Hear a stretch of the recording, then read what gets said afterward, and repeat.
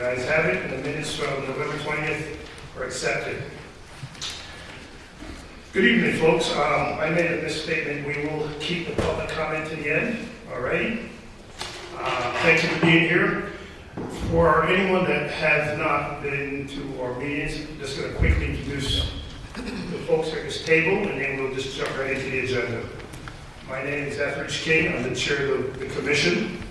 To my right is Commissioner Scheinfeld. To his right is Commissioner Ward. And to his right is Commissioner Cobb. That's not the order of seniority, but that's the order of sequence. To Commissioner Cobb's right is the Assistant Director, Leslie Waxman.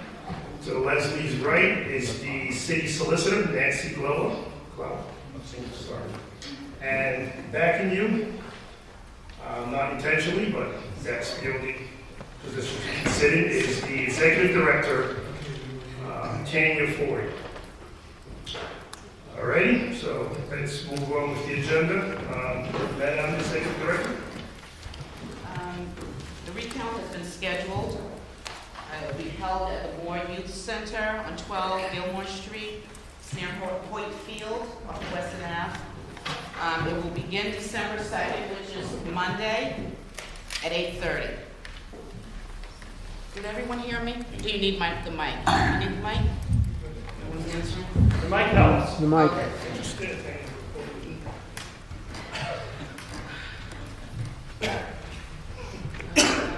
The letter to the Secretary of State's office and candidates will be sent out tomorrow morning, notifying them of the recount. And each candidate is allowed to have observers at the recount. At each table where recounting the ballots affecting such candidate is being held. So the maximum amount of tables to be utilized will be 27. So each candidate really in actuality is allowed to have 27, but we're asking candidates to limit the amount of observers because this space is very small. It's the only space that we were able to get out. All right, thank you. We'll move to that. Thank you, Tanya. The Assistant Director, please, your report. My report is basically just documents that describe all the things we've discussed at the last meeting for you to vote on and approve. And all of these documents have also been put out there for members of the public to view. They still say draft on them because they haven't been approved by the commissioners yet. So we're going to start with R3, which is the 2013 recount overview. And this is kind of a shorter version than reading through all the instructions for the inspectors for people who just want to know how the recount's going to go. And so right now, if you want to discuss it or vote to accept it. All right, we'll take a couple minutes to review this quickly and then entertain a motion to accept.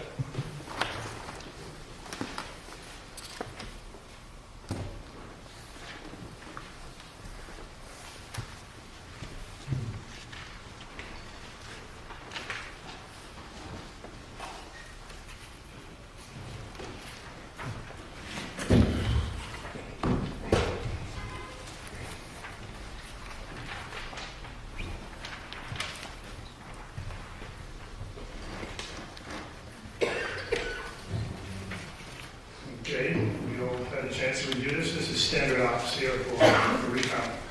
I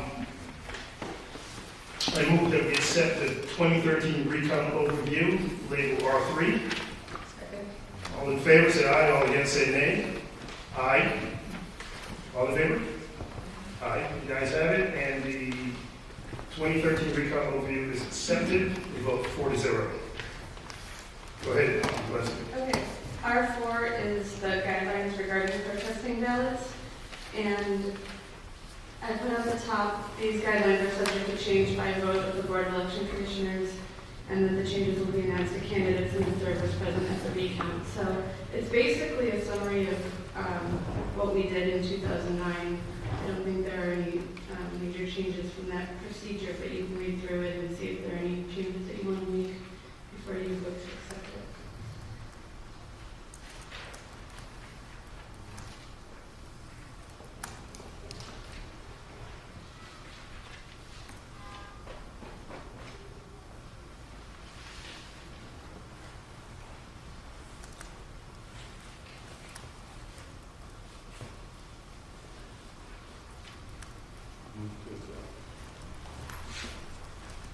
Someone second that?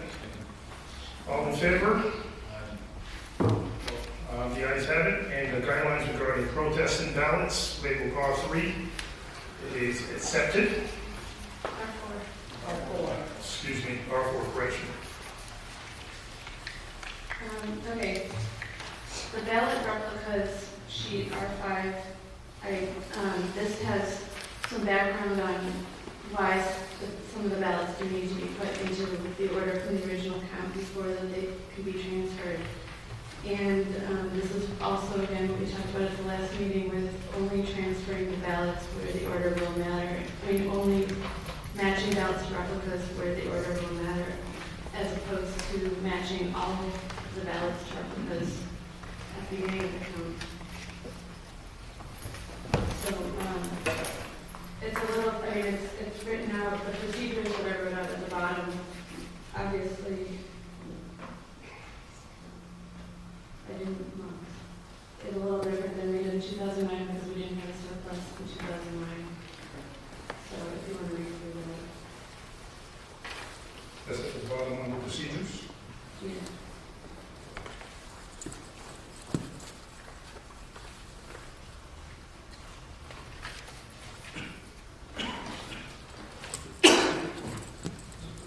Quick question, suppose one precinct is counted faster than the next, do we wait for everyone to complete the precinct before you move to the second one, or? Well, in terms of the ballot replicas, we're not going to be doing the matching at that time. We'd be doing the matching. We wouldn't be doing one precinct at a time at that point. We only do it one precinct at a time in count one. We were counting up the number one votes, and then after that, it would be by candidate. So, Okay.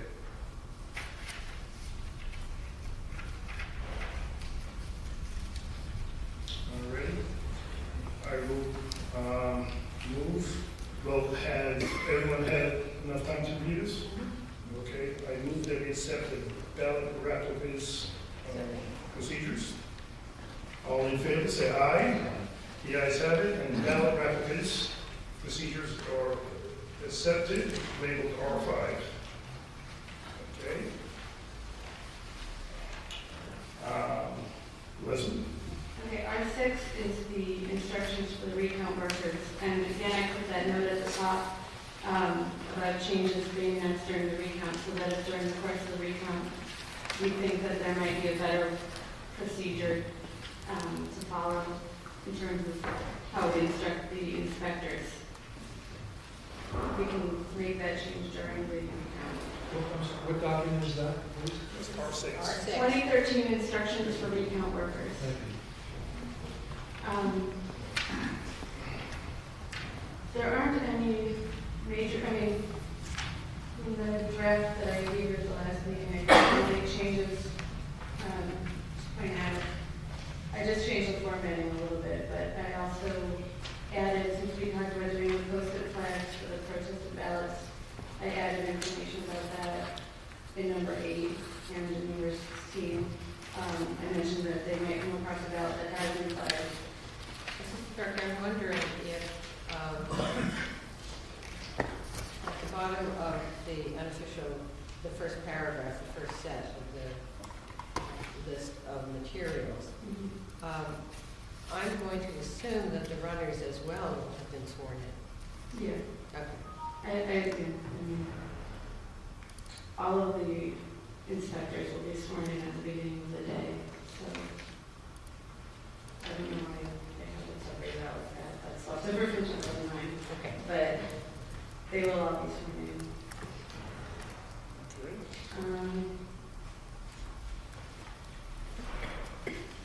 And then,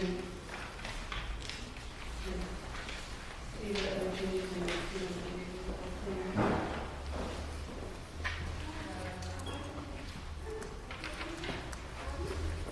As I mentioned at the last meeting, I did change the transfer procedure from 2009, just so that it won't be a bottleneck where it goes from one table to the other before going to the auditor.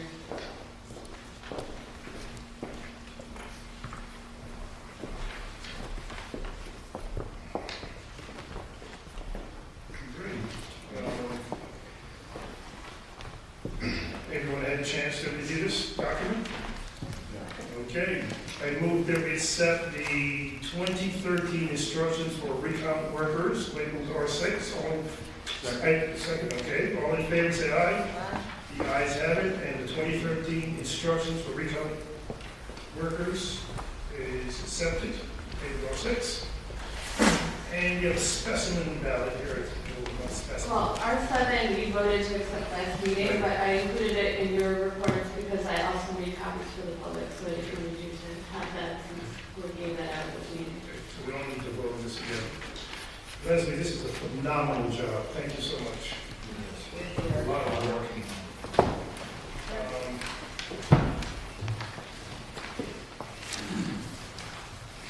We only have 6 documents, so we meant to have just 6. Yeah, You have 6 plus this. no, she, No, we have just 6 pieces of No, paper. they're only 6. Oh, there's a total 6. So we start at R2. Right. Okay. There's only five documents. And the agenda. oh, and the, We yeah, start at R3's correction. We don't have our numbers, so. yeah. See, the bottom Oh, right. they don't- Oh, No, no. no, we don't have numbers. Sorry. What do I know? This is simple guy. Okay, commissioners' reports, any commissioners' reports? Met with Donnie Harding the other 2 days ago on the Elks Hall and had suggested to Tammy that it was just a, maybe if all else fails, a possible location. So we just, With whom? Donnie Harding is the chairman of, Donnie is the chairman of the committee which deals with letting out the Elks Hall over on Bishop Allen Drive, you know that Elks Hall. Yeah. And didn't you also do the training, Peter? Second. You do a training on Saturday? Yeah, oh yeah, you were there. Yes, I trained did the inspector. Well, that's I mean, and the inspector training on Saturday. Yes, we had 16 at 15 or 16 at Sanctoria. Boy, I'm glad somebody else thinks. 16 at Sanctuary. Okay. Any other commissioners' reports? I do. I did the warden and clerk training, and I think I actually reported my healthcare facility Yeah, that must be doing it. last week, so I think I'm cool. No, so I did my designated healthcare facility, we did 17 at Neville, Neville Center. Okay, thank you, commissioners. Okay, the action agenda. Okay, unfinished business, 2013 municipal election recount. Anyone have any comments? Anything we need to discuss? Covered everything?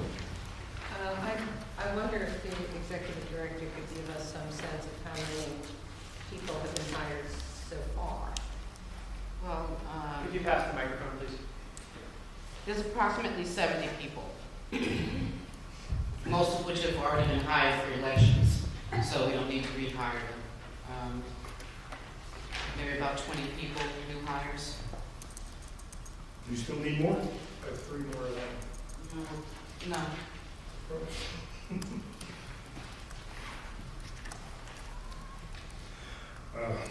Did you give him Henry Irving? Oh, yeah. Oh, okay, he's on. Okay, all right. That was all righty.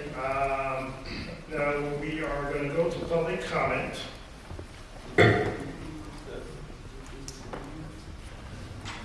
We have a meeting scheduled December 2nd. This Thanksgiving, there's nothing really to do between now and then. I think it's quite a bit. Well, I mean, I was going to say, when you going to be Friday? I would rather let them, Okay. to let them do their work and stay out of their way. Okay, So we're gonna move on to the public comment. We're gonna allow everyone 2 minutes. We don't have a formal system like the city council, so I like to work in a sequential way that we don't lose track. I see your hands up. I want to do from front, left to right, and go this way. That way we don't miss anyone. I'm just adjusting this now. So if you want to make a comment, just raise your hand, and yeah, that's a nice way. You go to the mic, or you can stay in your seat if you're comfortable standing.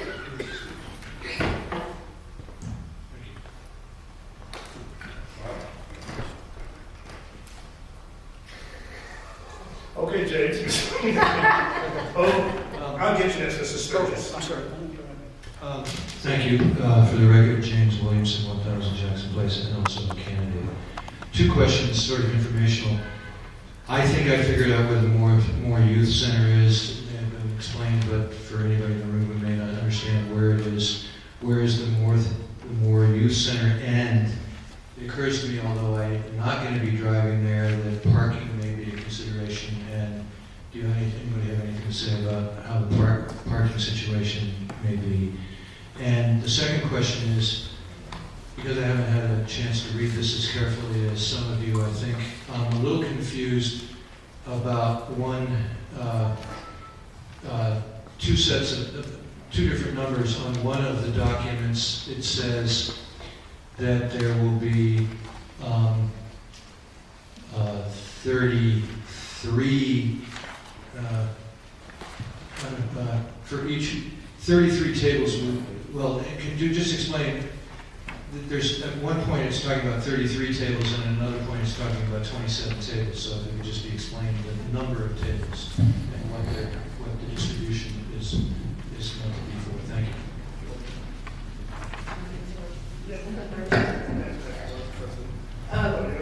The More Youth Center is on Gilmore Street, which is perpendicular to Western Avenue.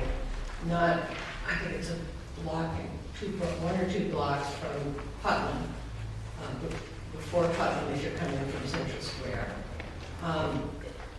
Coming from Central Square, it's off to the left. And it faces Point Field. There isn't a whole lot of parking. I think there is a bus, but I don't know what number it is, that comes down 70? That comes, that goes down Western Avenue.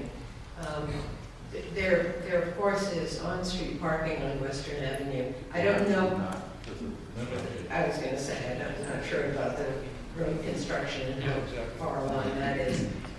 But the public and the workers all face the same dilemma, for what it's worth. And as far as the tables, that actually, the tables is a fairly simple thing. There are 33 precincts, 11 wards. There are actually 34 precincts because precinct 3-2 has been divided in half by the legislature. After the initial counting of the number 1 ballots, they would then go into boxes for the candidates, 25, and then there's an additional write-in and an additional invalid ballots table, exhausted or invalid, depending on where in the process we are. So that's what the difference in the numbers are. It'll start with nine sections divided and 9 wards, and each one has 3 tables. And I'm presuming we're going to collapse in the It's 11 wards. 11 wards. 33 tables are for the 11 wards. 2 of the tables are going to have the boxes on it. It's going to be one set of, So it's there's going to be one thing going on at 3 tables. at 3 tables. Well, and then, so what happens with the 33 tables as opposed to what happens with the 27 They'll tables? get rearranged in between. So one set of tables for a first phase and another set for a second phase. And there are even more tables where people will be sitting doing various things. Lots of tables. Mr. Sturgis? Thank you. Thank you, Mr. Chairman. My name is Peter Sturgis. I'm a resident of Cambridge, 98 Lexington Avenue, and also I'm representing the Carlone Committee here tonight. First, thank you for all the work that you've done and that you will be doing over the next few weeks. We appreciate that. We know how difficult it's going to be, particularly in light of the fact that you've got an election to run in between the recount. We have a number of questions, some of which I'd like to address this evening, and some of which maybe makes more sense to discuss later after we've had a chance to review the material in detail. There's a fair amount of material here, and we would like to be able to review that and get back to you if we have any more questions, comments, or concerns. Some or all of you have been through a recount. Many of us have not. Here in Cambridge, it's unique to the state. As we understand it, during the unofficial count, there are going to be use of some kind of Post-its that will be put on the ballot that an observer might question as to the right call on the candidate. We need to know, or like to know, sort of what your experience is with those Post-its, what kind of guarantee is it that it takes that they stay on throughout that whole process as ballots are getting moved. But more importantly, assuming a ballot was not posted on the unofficial count, we're assuming that when you get to the official count, that you will still be able to protest the ballot whether or not it has a Post-it on it. You see nodding heads, so I take that as a yes. The other thing that's unclear to us is exactly where the protest will occur. That is, will there be a separate area where the commissioners will be located, where the candidates or the representatives can come together in order to make arguments one way or the other for a particular ballot? If there are 27 tables, it would be difficult perhaps for candidates, the representatives, and the commissioners to be going from one table to another, so we're not quite sure how that is going to work.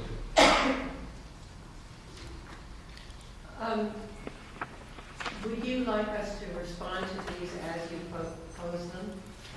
If you like, that would be fine. If you prefer to wait. Yes, go ahead. As far as the Post-its, these are Post-it flags, which have a different kind of adhesive. They're still removable, but a different kind of adhesive from a Post-it note. They're plastic, and they are perhaps 2 inches long, 1 inch is colored, the other inch is sticky stuff. And they worked very well in the recount that we did with the school committee 4 years ago. So and obviously we will take a protest at any point before the ballot has gone its final route. Once it's gone its final route, I don't think it's protestable, but before it gets to its final destination, of course, it's protestable.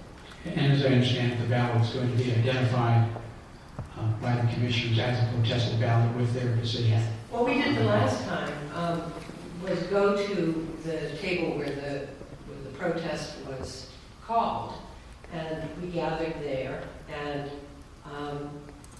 heard the protest at that table. While we were hearing it at that table, the other tables continued to do their work, and if somebody had a protest at one of the other tables, they'd just have to wait until we were finished with the first protest, which on a couple of occasions did happen, and it went very smoothly. Protests don't take a huge amount of time, they take some amount of time, and the decision of the board is recorded both on the ballot and in a book that is a permanent record. At some point, the ballot, of course, will disappear because we don't hold on to ballots in perpetuity, but the book is being held on to in perpetuity. The ballots are not disappearing for the next few years, though. Not for the next few years, but after that, unless the city council wants to vote an enormous storage facility to hold ballots down through the echoing corners of time, I think we'll go with state law and dispose of them at the proper moment. My understanding is that the transfer process that has been used in the past also has changed or as well, in that a ballot going from one candidate to another will not sort of go in an envelope over to the auditor and then checked out by the auditor and then back in another envelope, but it's going to go directly from one candidate to another, and then the envelope or something that places the envelope will go to the auditor for confirmation. Yes. I got that right. Okay, thank you. One part that many of us have not been privy to is the matching of the ballots, the sequencing, which is going to be required apparently in some instances for the surplus, for example, but not in all. I think it would be helpful for all of the candidates if there perhaps could be some time taken, not at this meeting, but at a later time, but before the count starts, to go over that process so that we understand that clearly. And that's just a suggestion or request, if you will. And then lastly, as I said, we haven't reviewed the materials. They just handed out. We would like to have that opportunity. And if we have any questions or concerns, we'll get back to you as soon as possible, but certainly by tomorrow, I would think.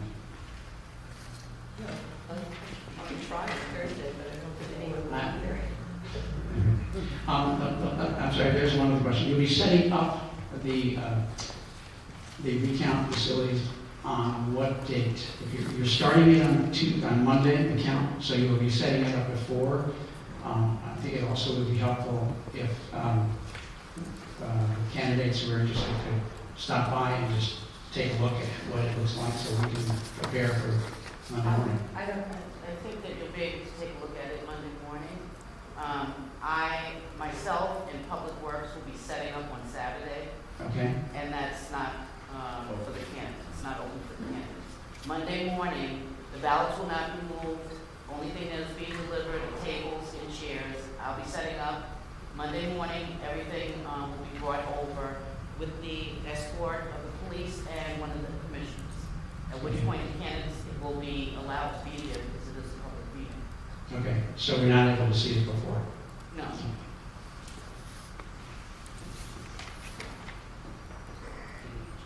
Alrighty, I think that went well over 2 minutes. Thank you. Well, you were answering my I question. know, we try to be interactive. Thank you for your patience and indulgence. I Appreciate it. appreciate it. Thank you, Mr. Sim. Any more? Yes, sir. Healy, or the other? My name's Gary Yarden. I live at 143 Pleasant Street. I participated for a full week in a recount in 2001 and working with a team of lawyers and doing the analysis every night. And it was at that time that I discovered the extent to which the outcomes depend on a roll of the dice. I can be more specific and more detailed if you wish. But I'm here mainly to speak about proportional representation. I've been in touch with Bob Ritchie and Fairgrove and so forth. And I will read a few things and do as quickly as I can. Can I, as a voter, say that at least one of the elected councilors met my criteria of who should be sitting on the council? Possibly. With difficulty, since at least one or two incumbents might have ended up with my SDP. But can I say this as a citizen? No, of course not. How can I, as a citizen, accept the idea that in 2013, the city of Cambridge is governed by an elected body, or to be governed by an elected body that consists of 8 males and 1 lone female? The article rightly points out the absence, this refers to the article on the Cambridge election, the absence of ethnic, religious, and caste exclusions. I would add the presence of social class inclusion, because that's certainly happening. But the most primitive observation of the outcome indicates the persistence of gender inequity in electoral representation if we in the United States were to make comparisons with the more advanced democratic governments in Western Europe and elsewhere. I do speak out of prejudice, perhaps. I would like to see an outcome that depended less on a toss of the dice. And I know that in this particular election, it will be also the case that the failure to give due weight to the number 2 votes is very much connected with the sequence in which the votes were counted and counting them by ward and precinct. It is easily possible, and I urge you to examine the number 2 votes in the entire vote for Li Lin-chun and to see whether this method corresponds as well with the will of the electorate. It's true that the Cincinnati method of counting votes was established by the legislature. It could be a role of the Election Commission to get a fairer representation by giving greater or a more accurate depiction of the surplus votes, the number 2 votes, especially throughout. I would suggest and I would recommend a way of testing whether the Cincinnati method of the single transfer vote and the Cincinnati method is an accurate representation or an accurate count for proportionality, giving due weight or proper weight to the will of the electorate. Otherwise, I'm left with a conclusion. Gee, Cambridge is a place where male dominance rules. Thank you. Yes, sir. Hi, Charles T., 23 Edward Street. I had a couple of questions. This is when do you go from the? Can you project when you go from the 11 tables to the 27 tables, and in other timelines, and how long? And do you have any good projections on how long the whole process will take, and how many hours a day you're going to count? And then there's also when the rest of the voting data would be released, whether that's after the recount or before the recount. Is that enough questions? Yes. Well, Leslie, I think the 11 is the number of wards, not number of tables. So go ahead. I'll have Leslie answer. I don't know exactly. I know in 2009 it took us 2 days with the 11 tables before we went to candidate tables, and I can't predict whether that would be different for this recount or not. The ballot data is available if you want to send a request to our office. Number of hours a day you want to count? When is lunch? 8:30 to 6, there is an agenda here with the dates and time. Right, I have it. It didn't say the end time. No, it's 8:30 to 6. And 6 p.m. and then Maybe 6. Could go beyond. it could go later. Yep. Or what determines how late you're going to go? Depends on whether we can get to a good end point. We're not just going to stop in the middle of something. It depends on whether or not we can get to a good end point. I don't think that it would be a good idea just to stop in the middle of counting ballots. I was told in the good old days that on Saturday nights they'd move the clock back so it wouldn't be Sunday yet. So, but I didn't know whether you had any influence. Is there do you have defined times for breaks or lunch or anything? No. Will there be breaks for luncheon? Yes. Do you know how long? Or do you know whether there are breaks? Well, the commissioners can determine that. 45 minutes, Right. maybe a half hour, 45 minutes. Right. If we're in the middle of something, we're not going to break much until we wrap it up. We want to make nice, clean breaks. If we see some great progress that we can finish on a certain day, we'll push it. So it depends. This is You never know. No, I'm just asking for guesses. Yeah, I hear you. So, I don't want to guess, but then you'll hold me to it. no, well, okay, and so there'll be lunch break and if, with the other breaks as well. Yeah, we follow the standard Okay. law for breaks. 15 minutes. Right. 15 minutes break in the morning, 15 minutes break in the afternoon. Lunch break. Okay. All right, and thank you. Thank you, sir. Any more public comments before we, yes. And you'll be next. My name is Daniel Schwartz. I live at 91 Tremont Street in Cambridge. And I just had a couple quick questions. First, Mass General Law, Chapter 54A, Section 12, says that every ballot but must be made to take the same course in which it took in the original count.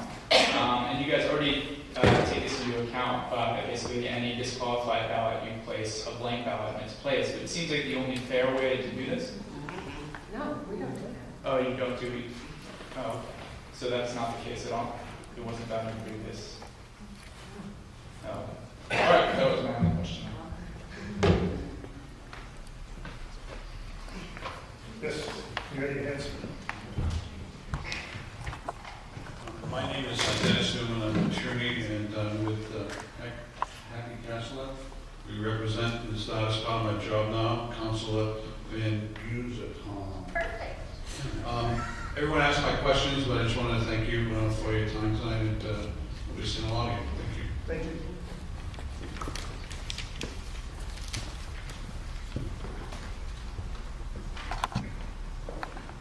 Good evening. I suspect I'll be seeing more of you in the future. I would not underestimate the logistical challenges that you're going to face in this recount. I urge you to keep control of it very closely and to be very willing to take breaks to caucus and then to communicate clearly with everyone else there. If you lose control of the recount, it is going to be an absolute madhouse. And I see the very real possibility of that happening. We saw that a little bit tonight with some confusion over the documents that you handed out that you were referring to in a way that none in the audience can understand because they're marked differently. That's a real simple point. If you can get there on Saturday and run through it as a practice round somehow without violating over open meeting laws, I urge you to do that. If it falls off the rails, it will be difficult to get it back on track. I would hope that we could get digital copies of these to keep us from having to scan them. I don't know if you can tell me if they're available digitally or not. Send an email to your office. Okay, to who in the office? Okay. And I will reiterate the logistical importance. I understand it's going to be a tight room. It's going to have to be marked out well. The rules are going to have to be clear to everyone and enforced for everyone. And if they're not working, you'll have to regroup and figure out how to make them work, because if there's a perception that they're not working for some people rather than other people, it's going to go poorly. I don't envy your being in this position. I apologize for that. But I guess to some extent that's what you get paid for. And this is where we are. So I will see much of you. I'll run coffee and pastries on day one. And look forward to hopefully making a lot of new friends. Thank you. Thank you. Any more? Yes, go ahead. Just one last question. Is it possible to have a copy of the clerk's sheets or books prior to the recount? Well, you can request them, and we can make copies of them for you. But doesn't we do have a certain amount of time in order to respond to that. Now, we are open tomorrow, we close Thursday and Friday. All right, I'll have it first thing in the morning. Okay. Thank you. Oh, and I'm sorry, and there, you have to pay per page. Yes, please. Hi, good evening. Lisa Mosinski with the Carlone Campaign. I especially want to thank Tanya for answering my frequent phone calls, so I appreciate it. I want to ask about observers. Are we able to submit a list of observers on a daily basis? Because it's a daunting number of volunteers, and we'd appreciate if you could do that. And who do we submit it to? You can submit it to me. In the morning? Either in the morning, or if you want to email it to me, I'll get that, but we would appreciate knowing who the candidates, observers are. Okay, thank you. Yes. My name is Minka Van Musicum. I live in Central Square, 20 Essex Street. I just wanted to add to what my council said. This really is historic. I think the last time there was a council recount was 1971. Believe it or not, that's 42 years ago. So hopefully we've learned a lot, and this will be an efficient count. I do want to counsel you to be cost conscious, and I do think that the hours per day should be limited. I don't think we should be paying overtime or time and a half. If that should factor into the costs, I'd like you to keep that in mind. But as hasn't quite been said yet, but I mean, this is a very important part of the process to make sure that we really do understand voter intent. This is a close election. 13 votes is not a lot in an election where so many were cast. Perhaps more new voters are joining the municipal election system, and we all know how complicated our voting system is. So I think it will be a great learning experience for observers to see how the votes are cast, how voters try to describe their intent without perhaps fully understanding exactly how the ranking system works. And I'm hoping that there will be lessons learned from this so that we can do a better job of educating the voters and learn to do this as efficiently as we can. I do want to reiterate that I have asked for the clerk's sheets. I think I called them the report of ward and precinct, and I did that several weeks ago, looking to see how many spoiled ballots, how many printed ballots, how many cast ballots were by ward and precinct, just as a way for us to make sure that every ballot was actually accounted for. I think that's the end of my comments. Thank you. Any more comments before we close public comments? All righty, public comment is now closed. Any other new business before we adjourn this meeting? So we'll all meet at the place and time, 8:30 Monday. My second. Will you second? All in favor? Aye, and the meeting is adjourned at 6:20.